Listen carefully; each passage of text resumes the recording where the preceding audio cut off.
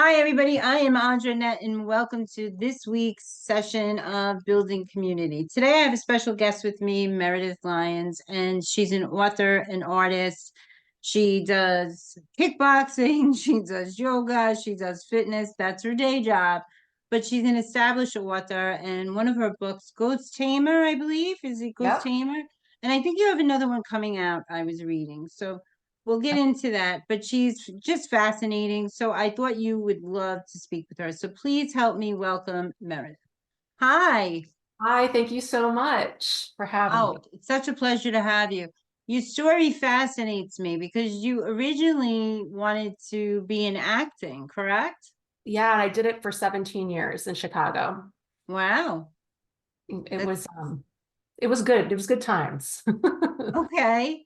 So what made you step away from that and start writing? Because now you're very serious about your writing. And I think everybody has an idea when they're a child, they'd love to write and they probably fancy in their journals and write. That was me as a kid.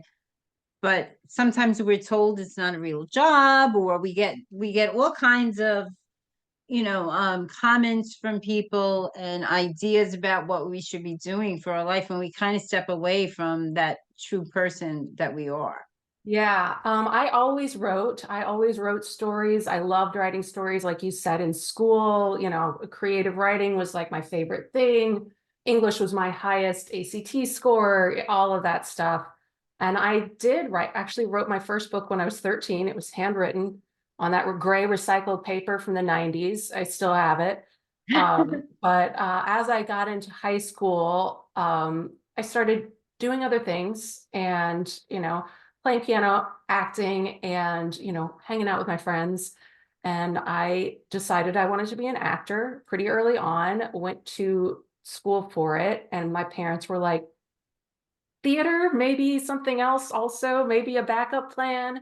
So I double majored in theater and mass communications. Again, the writing, I figured journalism could be a good backup, but went to Chicago and acted, and I really liked it. It's hard to act without a day job, and I didn't mind that. I had a lot of fascinating day jobs, and but at some point, I just felt like I was giving more than I was getting from theater, Mm. and I was exhausted, and I just wanted a break. And it's hard even now to say that I've given it up because, I could never say that I might not be tempted to go back in, but it just after a year away, and then there was COVID, we moved to Nashville, and COVID hit pretty much right after. And writing just became a sanity for me. I started, meeting on online groups because we could meet online even with a lockdown and everything. And that was what I did. I wrote, I got critiques, and I felt like as long as I was creating something, I was happy. So yeah, that's the long and the short of it. It just kind of happened, and I went with it. I went with what felt right. It's interesting you say that too. As a child, I always wanted to write, and people told me it's not a real career. And I was very good. I had something published very young. When I was 15, I had my first published. It was poetry. I was really into that back then. Hmm. And I too did the acting. I'm sure not as serious as you did. I was, extras in a few shows like Gremlins and All My Oh, Children, stuff like fun. that. One Life to Live. Um, but that wasn't something that I enjoyed. We did it. It was called street theater. So we didn't when I started. That's what I really liked. It was more of a hobby to keep me out of trouble because I was hanging out with those friends too. And so that was something that I did, and we did get paid for it, but it was organized by the city. It was done in peer groups and parks and things like that. So it was free to the public, and we got paid by the state to do these on peer pressure, drugs, and things like that. Nice. And then I got involved in other, things like that, extras and stuff. But I never took it seriously. I enjoyed it because I was that clown. So Yeah. for me, but I never took it seriously. So you probably Um, and it is hard. So, if I were to think about that road, even now, even doing the extras, like we had a lot of parts as extras, but we Right. saw what the actors and actresses went through on the set and getting those roles and how many callbacks and stuff like that. So Yeah. it's not easy. There's a I lot of would, competition too. yeah, I would do 6 auditions a week, like as an average. And, you know, maybe you get 1% of them. It's just, yeah, and you have to just go and give your best and then forget about it. And I had an agent and all of that, and knew everyone in the industry, and it's, it's hard, but I enjoyed it for 17 years. But and so interesting, it makes great conversation and you get to meet a lot of amazing people. You do, and I think that it helped my writing, to be honest. I've gotten a lot of comments about my dialogue being very natural and people really enjoying the dialogue and the characters. And I've always been a character first reader. If I don't love the characters, it doesn't matter how awesome the plot is, I'm not going to be as interested. And I write that way as well. And I actually had another interview that I was doing where the interviewer asked me if that theater had affected my writing. And I said, I think it did. And he said he had a theory about that too, because he had read some other books by former actors. And I said, did they have really good dialogue? And he said, yeah, they did. And I said, I think it's because when you take on a role, first, your character is the most important. You have to figure out your character, who you are. And then that's what you've got is your dialogue on stage. That's where things start to sing. It's for me, at least as an actor, is when you're giving and receiving with your other partners on stage. You play And off so, each other. Yes, absolutely. mhm. And I think that's helped. I honestly think that's helped my writing. I'm sure it does because you're also drawing on life experience is a big Mhm. part of what we write about.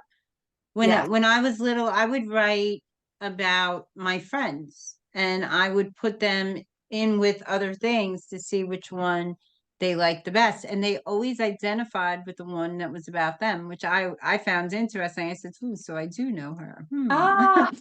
So, but it was something that I just always did. I enjoyed it. I didn't take it seriously for a while since then because people were very negative about the idea of that as That's a a shame. career.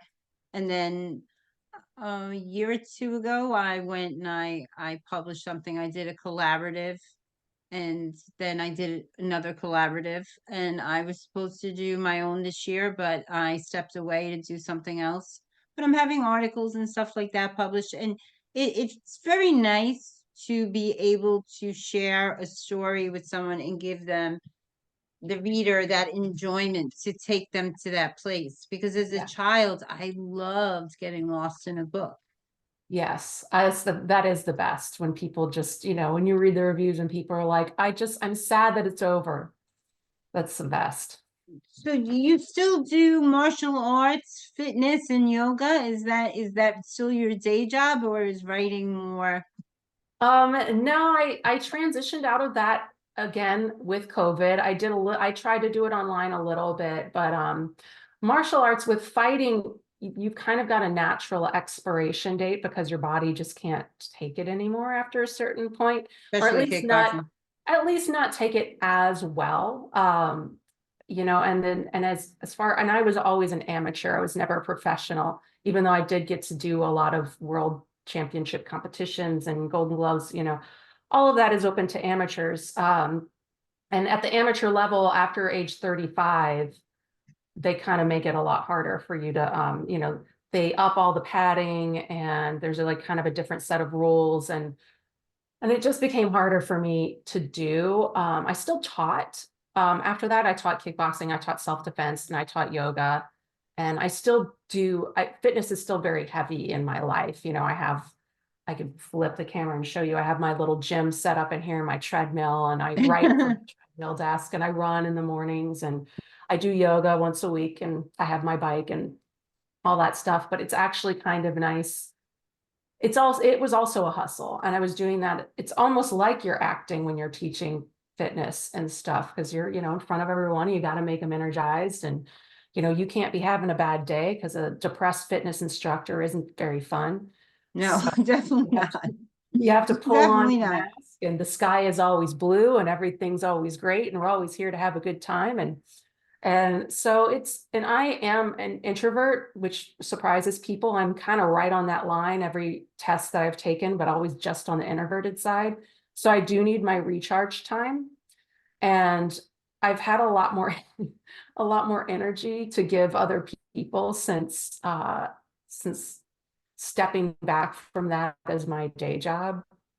So I don't regret doing it. It was great. And there are times when I even miss parts of it, but I don't think I'll go back to that again either. But it was fun. And I'm glad that I know how to fight if anyone ever tries to mug me in an alley, Let's hope. Let's hope they don't. Um, Hope they th- don't. so tell me about the book, the Ghost Chamber. What did that come out of? So Ghost Tamer, I'm just gonna have my handy cover right here. It's published by Camcat Books. It came out September 2023. The paperback is going to come out this September, but it is available in hardback and ebook and large print paperback and audio. Piper Goody did a great job on the audio, and it takes place in Chicago during the winter, which was my least favorite time to live in, but it was really fun to write about. And it is about an aspiring comedian who is riding the L back from an open mic with her best friend, and it flies off the rails, killing everyone except her. And now Oh, she has wow. ghosts. One ghost says he's been with her all of her life, kind of trying to protect her. And another one is now trying to destroy her and take her soul. So it's a lot of her while she tries to figure out why this ghost is after her and how this other ghost is connected to her, she has to delve into her own past and pull up some of her own scars that she didn't want to face while she's dealing with survivor's guilt and all the grief that comes with losing her friend who was on the train with her. So it is a book, it is a ghost story. It's got the ghosts, it's got a little bit of ghost magic, and it is a mystery. It's got a little bit of mystery in there, but it is a lot about dealing with grief and moving on and forgiveness, which is one reason I made her an aspiring comedian, because it's a lot of heavy stuff. So that a lot of people cry when they read it, at least during, it's either chapter 13 or the end, one of those. But you'll laugh a lot too, it's my hope, because Rayleigh's humor is throughout, even when she's going through hard stuff. So yeah, at its heart, it is a little bit deeper than a ghost story.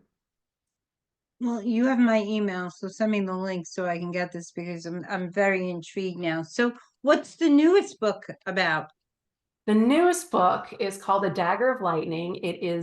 I like to call it a fantasy with a spaceship on top, because there is a spaceship, but it's total magic. Everything is run by magic. So it is a fantasy, and it's got a bit of a slow burn romance tucked inside as well. It is about Imogen. She's a 45-year-old wayward spirit, kind of directionless, has a really eclectic resume because she likes to bounce around, and she is kidnapped by an alien prince while she's on a run one day and taken off to his planet and she is now turned into one of his kind, so she can't get back to Earth. So with the help of his nicer younger brother, she's kind of trying to control her own powers and figure out who she is. And she uncovers some truths about her own bloodline, which makes her very interesting to the people in charge of two warring countries. So she has to get all of this under control and figured out. Otherwise, she's going to end up being a tool in this war. And I wanted to write it because I love fantasy as a genre. And I love the chosen one trope, and I love the magical powers and all of that. But I'm tired of teenage chosen ones. Nothing against teenagers, they're great.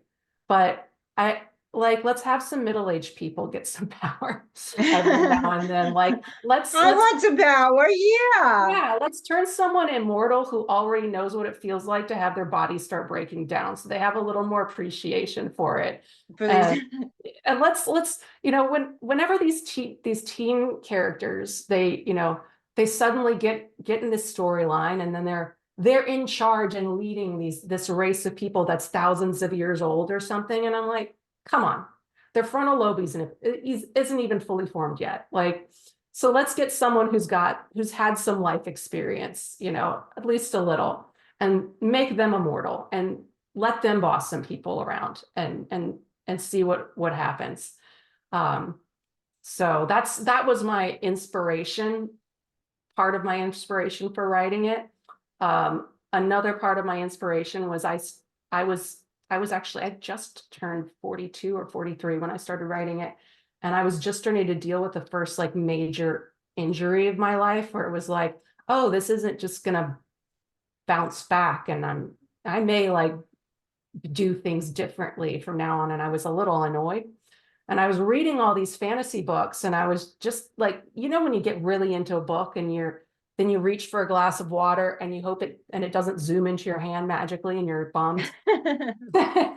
So I was just kind of like, why can't I get kidnapped by the Fae, like, and given magical powers? Why can't this happen to me? And I was kind of like, well, how would that look? Like, would that actually be fun, or would it be kind of terrifying and horrifying if you were kidnapped and suddenly given magical powers? And I was like, I kind of want to explore this idea. So that's where A Dagger of Lightning is born. And Imogen is a goofball, and I've heard it gives Farscape vibes. I haven't seen Farscape, but she makes pop culture references that no one gets because they're not from her planet and stuff like that. And I think it's funny. But whereas Ghost Tamer had a bit of a deeper cut and a little bit more emotion. I'm not saying there's no emotion in Dagger of Lightning, but it is fun. I made it to be a romp, and I made it because it's what I wanted to read. I think that's great because you're not really sticking yourself in one category. You're playing with different genres. So you'll find which one clicks for you the most. So what's Everything next else, for you? oh What's goodness. next for you with writing? I have a book on submission right now. It's another fantasy. And that one is going out to agents. And then I am currently writing sci-fi that I'm like duking it out with. This one has given me fits, but it is fun. And then I should get my final developmental edit for Dagger of Lightning next week, and I'm looking forward to that. And then I'll start pitching that one for blurbs and stuff. So it's very exciting. It sounds very exciting. And I love that you saw that this is something that you wanted to do. And even though it wasn't early, like you weren't in your 20s or anything, you said, the hell with it. It's never too late to change and do what I want to do. I have And changed my career 3 or 4 times throughout my life. And I really like that we're getting to a place as a society where it's acceptable to change your job. People aren't going to look at your resume and be like, well, you were doing this before, you can't do this, because we're only around for, if we're lucky, 80, 90 years. And there's a lot of fun stuff to do. And we shouldn't have to limit ourselves if we can't, or if we can, like, if we don't have to, I guess. And so yeah, if I want to do it, I had a really horrible job when I was in my late 20s and early 30s, and it paid the bills, had great insurance, and it had great vacation time, and I hated my life, 8 hours a day, 5 days a week. And I just decided I'm not going to do that anymore. I mean, if I have to survive, I have to survive. If I have to get a job, for temporary sake, but if I don't have to, I'm going to do something that I don't hate for most of my life. And I don't want to regret not having done something. I don't want to be on my deathbed, or heaven forbid, get hit by a bus and die pissed because I didn't try something. So yeah, throwing it all out there. And I just won an award. So somebody's liking it. what's the award for? I can't see, sweetie. Oh, it is a IBPA, which is the Independent Book Publishers Association for, small press. Benjamin Franklin Gold Award for Science Fiction and Fantasy. And Ghost Tamer won this just a couple weeks ago. That is so cool. You should be so proud of yourself. It was so fun. I got to go up and make a speech in Denver on stage and everything. That is really cool.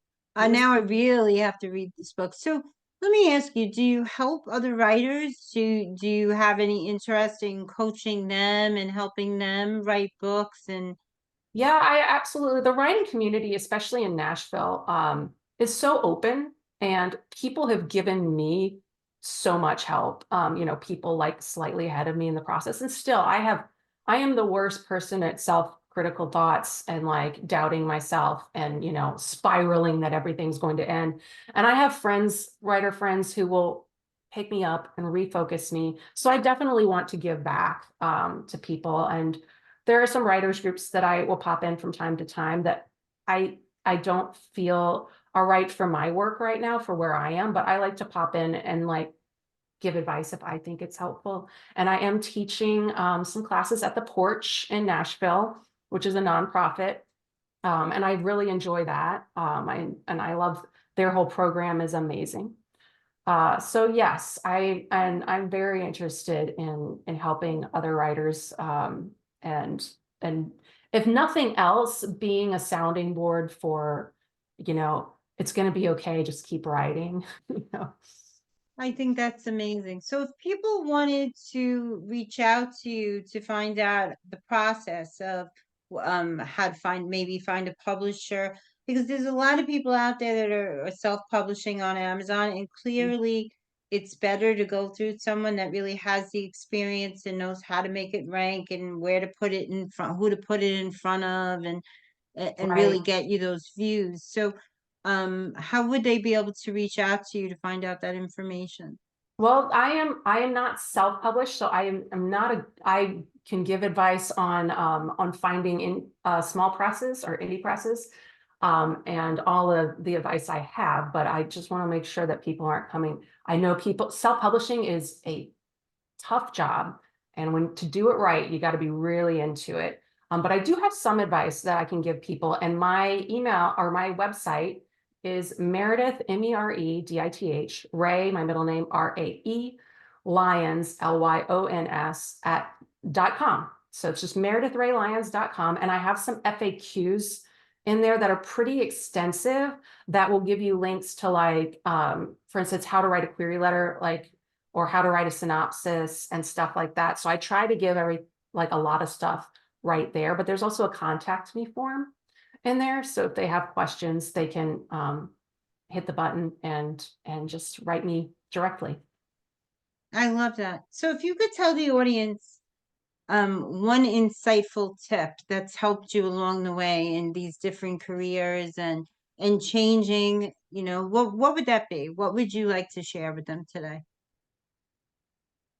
Just do it. I know that sounds like Nike, but it's true. Like for instance, for a non-writing example, I lived in Chicago for 17 years and I had built up a network of friends and wonderful people, but I hated the weather there 90% of the time. And I wanted a house with a yard, and I knew there was no way I was ever going to afford that in Chicago. I was tired of the corruption, and I knew it was going to be really rough to move. But I was like, I don't want to be here in another, 17 years regretting that I didn't do it while I was younger. And my life has just blossomed since I moved to Nashville. Yes, I had trouble. There was a fire in my apartment 2 days after I moved, and then COVID hit. So yeah, it wasn't smooth sailing, but I'm so happy that I did it. I'm so happy that I was brave enough to take that step. Same thing with writing. It's terrifying to put yourself out there.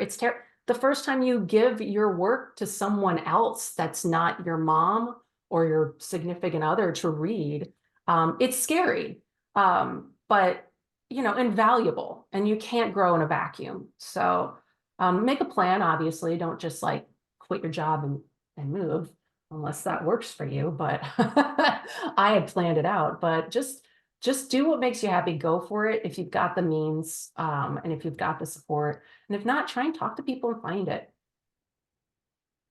That was great. I want to thank you so much for coming in today. Just hang out a minute. Guys, I want to thank you for spending this time with myself and Meredith Lyons today. I think we learned a lot about her career path, and just she's an inspiration. So if you're thinking about doing something and you're putting it off, don't. Go for what you love, do it. You're never too late to write another story, to do something else you love. You're not stuck in any career. You can really do anything you want in this world. And like she eloquently said, we're not here forever. So make that move if that's what you're thinking about doing. Have a great day. Good night, guys.